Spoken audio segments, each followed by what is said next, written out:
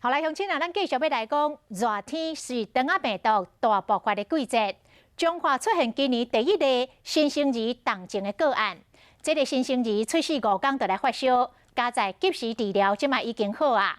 医师来提醒，新生儿肠仔病毒的致死率高达70%，护理人员甲家长爱更加斟酌，爱较勤啊洗手咧，还佫有这个牛奶管啊，一定爱消毒。 一名4月底出世的查甫婴仔，才出世5天就开始发烧，家长发现唔对，赶紧送医。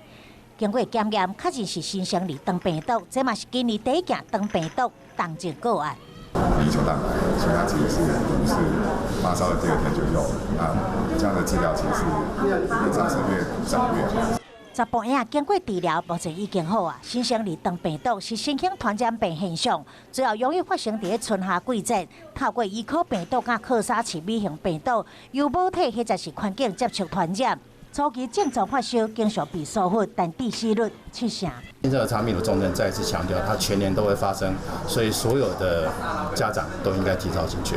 可能就是要勤洗手啦，因为 肠病毒这就是经有一些我们的细菌啊，大人的一些细菌，他们喝奶奶啊什么奶瓶都要去消毒。就要进入热天啊，一定要注意新生儿肠病毒。医师提醒护理人员甲家长一定要提高警觉。若是当85天的黄金治疗期，使用免疫球2倍治疗，拢会当有真好的效果。